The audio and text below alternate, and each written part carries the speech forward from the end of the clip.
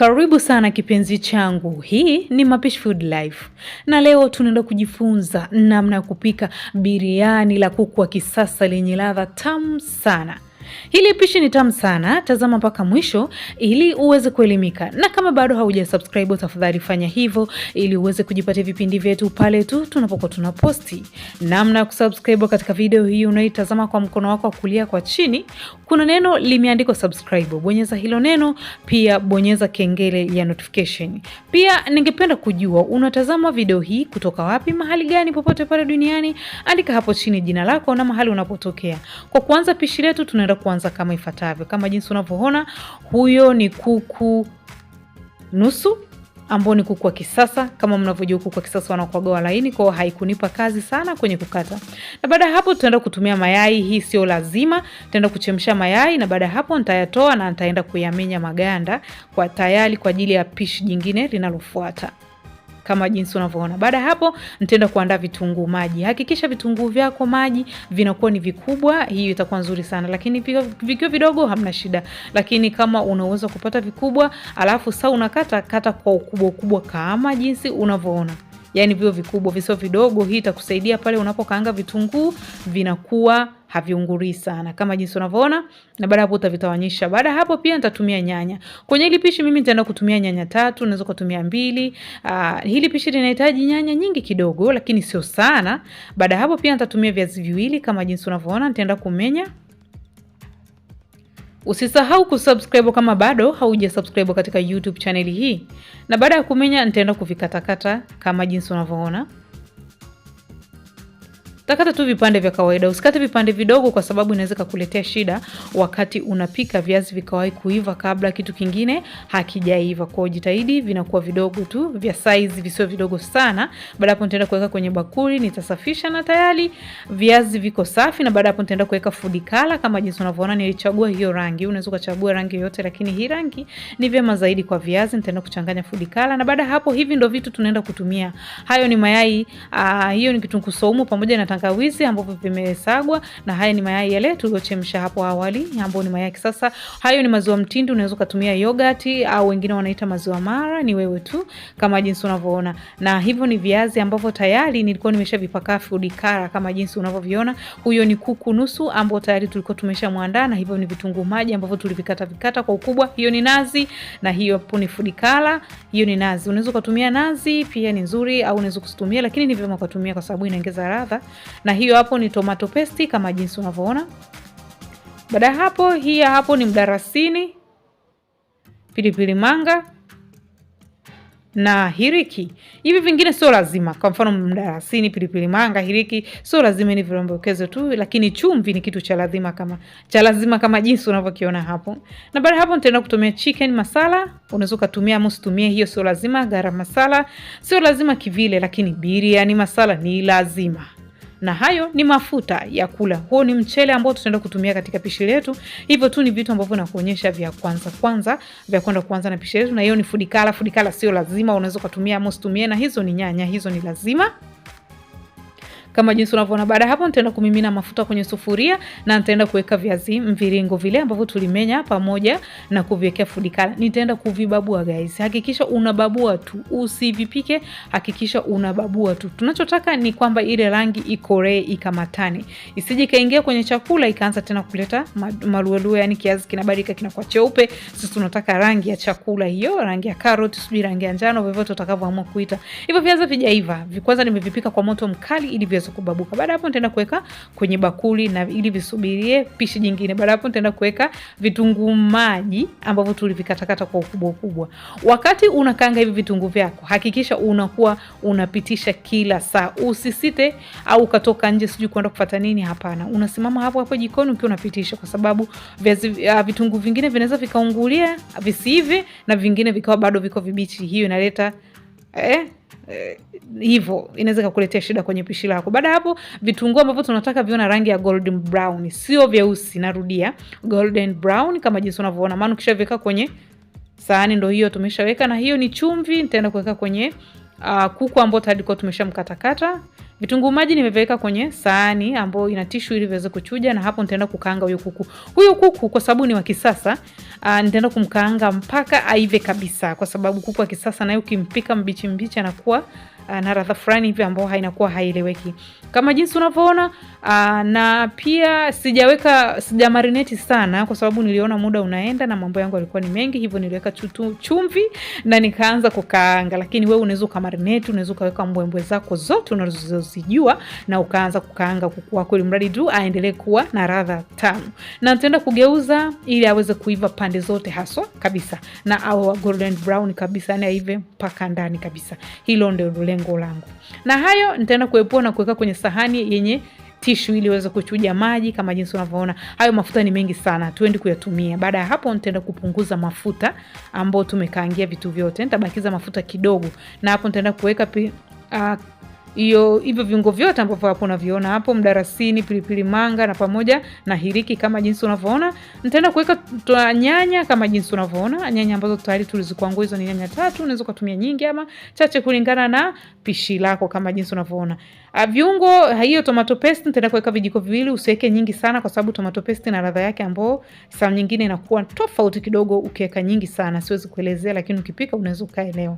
Hiyo nitaenda kuweka garam masala. Viungo nitawaandikia hapo chini idadi ya viungo, na nitawaandikia na hapo nitaenda kuweka chicken masala. Hiyo sio lazima, lakini naweka tu kwa sababu ya kuleta ladha nzuri zaidi. Turmeric powder sio lazima, ninaweka kwa ajili ya kubadilisha rangi, na hizo ni ginger na garlic ambao ni kitunguu saumu na kitunguu saumu na tangawizi. Na bado hapo nitaenda kuweka maziwa mara, au unaweza kutumia yogurt, wengine wanaita mtindi. Idadi ya viwango vya viungo ambavyo ninaenda kuweka nitaandika hapo chini kwenye description. Nitaandika hapo chini kwenye description. Kwa hiyo hakikisha unasoma hapo description ili uweze kupata. Na hiyo ni chumvi, weka kama jinsi unavyoona, utaenda kuchanganya vizuri. Sasa unaweka maziwa yako, weka kidogo kidogo. Na hiyo ni nazi utaweza kutumia kadri upendavyo, nitaandika hapo chini kwenye description kama jinsi unavyoona.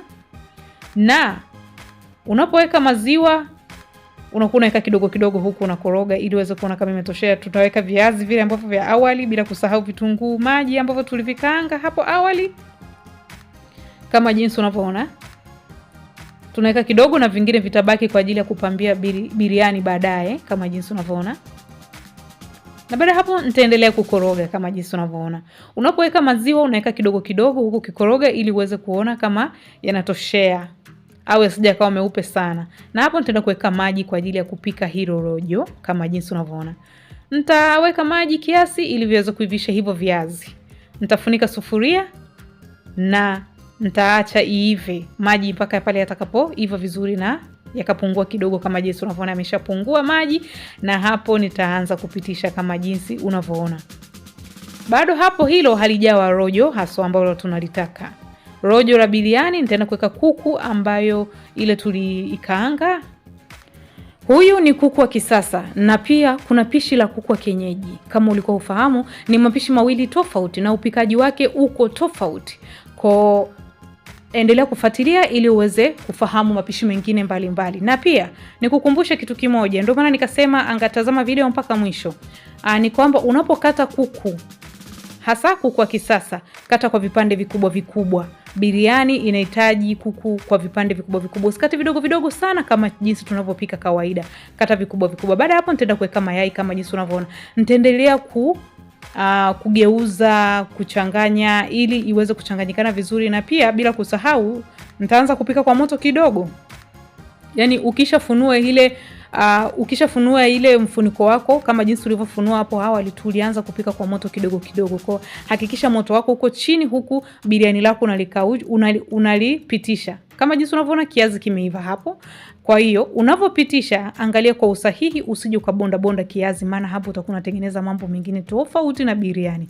Tafadhali angalia kama jinsi unavyoona. Haya, hapo tunakoroga. Biriani linatakiwa likamatane. Biriani halina mchuzi guys. Biriani halina mchuzi. Biriani linatakiwa likamatane kama jinsi unavyoliona.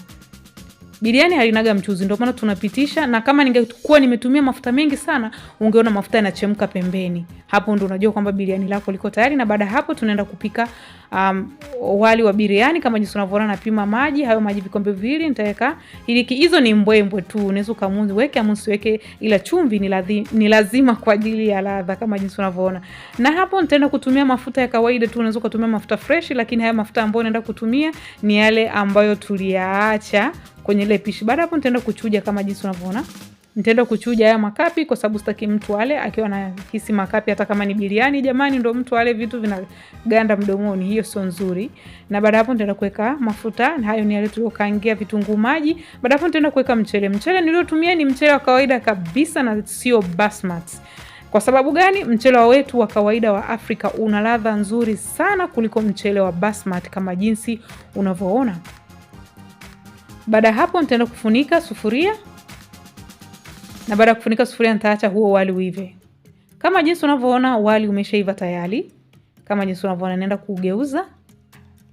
Yaani umeiva kabisa na kuchamvuka kama jinsi unavyoona wali wetu uko poa. Sasa tunaenda kubadilisha uwe wali wa biriani kama jinsi unavyoona. Baada hapo nitaenda kuweka food color kwenye kwenye kibakuli, nitaweka vimaji kidogo. Mimi nimetumia food color hii, lakini wewe unaweza kutumia food color yote ile unaopenda, lakini mimi napendaga sana hii rangi. Ukinifuatilia kwenye chakula changu, napendaga hii rangi zaidi, maybe na kijani kidogo. Baada hapo nitaenda kunyunyizia kama jinsi unavyoona. Nyunyizia sehemu moja moja, usisambaze sana na usimwage marangi mengi. Usiweke marangi mengi sana. Na unapoweka weka sehemu moja moja, usiweke kote, yani usambaza kote, hapana. Baada hapo funika na pika kwa moto kidogo mpaka pale yale maji ya rangi yatakavokauka. Yani atakavokauka. Na baada hapo tutaenda kupitisha kama jinsi unavyoona. Lengo langu kupika wali wa hivi, nilikuwa sitaki wali wote ukamatane rangi moja kama jinsi unavyoona hapa. Kuna ambao umekolea, kuna ambao umeachia kidogo, na kuna ambao bado ni mweupe haujashika. Kwa wali unakuwa una muonekano mzuri kama jinsi unavyoona. Na hapo tutaenda kupakua. Napenda kusambaza upendo wetu kwa Ana kutoka Shinyanga. Asante sana Ana kwa kupenda mapishi yetu, na pia asante sana kwa kutufuatilia. Unaona wali ulivyopendeza? Wali umependeza sana na unavutia. Hebu niambie wewe unapikaje wali wa biriani nyumbani, au unapikaje biriani la kuku nyumbani? Hebu tuandikie hapo tujue njonjo zako unazotumia ama tekniki zako unazotumia kwenye pishi lako. Mimi tekniki yangu kwenye kuku wa kisasa ndo hivi, na ninafurahia sana pishi hili. Lakini pia kuna tekniki nyingine za kuku wa kienyeji, hivyo usiache kufuatilia. Na pia usiache kutazama video zingine za Pish Food Life. Kama jinsi unavyoona wali unavutia guys. Comment hapo chini, je, umeuona huo wali? Na kama jinsi unavyoona naenda kupakua rojo. Kama jinsi rojo limekamatana. Ukipikiwa rojo la biriani na ukahitaji mchuzi sawa unakula, hilo sio rojo. Rojo la biriani sawa unakula, ukichukua hilo rojo, ukachukua na hilo rojo la pembeni, ukachukua na wali kidogo guys, ukaweka mdomoni, mate yanakimbia, mate yanajaa mdomo kiasi kwamba hauhitaji hata kishushio, unashuka wenyewe. Hiyo ndo biriani. Ukiona biriani na mchuzi, hiyo si biriani. Biriani linatakiwa likamatane na biriani, halinaga mchuzi. Nadhani umenielewa. Na ukishajua kupika tu rojo, kuna video ambayo nimeonyesha ambayo iko peke yake, nimeelezea vizuri ya rojo la biriani. Nenda kaangalie. Ukishajua kupika rojo, you are done. Yani umeshamaliza na tayari wewe unakuwa umeshajua tayari kupika biriani. Biriani iko kwenye ugumu wa rojo tu. Usisikie biriani. Huu wali ni wali wa kawaida kabisa na unaweza kupika kawaida. Lakini biriani iko kwenye rojo kama jinsi unavyojua. Yani kwa kifupi ninaweza nikasema kwamba biriani ni hilo rojo. Ukishajua basi unaweza ukala na ndizi, unaweza ukala na kachumbari pembeni kidogo kama unataka kamchuzi, ni wewe tu. Ningependa kutoa upendo wetu mwingine wa leo unaenda kwa Naomi kutoka Mwanza. Asante sana Naomi kwa kupenda mapishi yetu. Huyu mwingine ni Doreen kutoka Dodoma. Asante sana Doreen, bila kumsahau Ferista kutoka Kenya. Asante sana. Na huyu naye ni Rehema kutoka Tanga. Asante sana, bila kumsahau Ashura kutoka Musoma. Asante sana Ashura. Huyu mwingine anaitwa Mama Raina kutoka Dar. Asante sana Raina, yeah. Na huyu mwingine ni Naftali kutoka Zanzibar. Asante sana.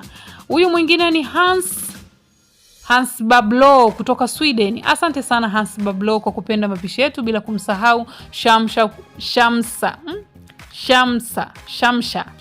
kutoka Arusha. Asante sana Shamsha. Samahani kama nitakuwa nimelitaja vibaya jina lako. Huyu mwingine ni Razalo kutoka Kigoma, bila kumsahau Prit kutoka Uganda. Asante sana Prit.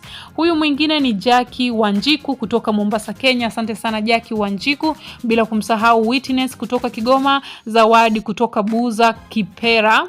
Huyu mwingine ni Ramadhani kutoka Dodoma, bila kumsahau Maina kutoka Tanzania. Usisahau kusubscribe kama bado haujasubscribe katika YouTube channel hii. Namna kusubscribe katika video hii, unaitazama mkono wako wa kulia kwa chini. Kuna neno limeandikwa subscribe. Tafadhali bonyeza hilo neno, pia bonyeza kitufe cha kengele hapo ili uweze kujipatia vipindi vyetu pale tu tunapokuwa tunaposti. Napenda kutoa shukrani zangu za dhati kwa wewe unayetazama video hii. Asante sana kwa kutazama video hii. Kwa heri, tukutane katika pishi linalofuata. Asante.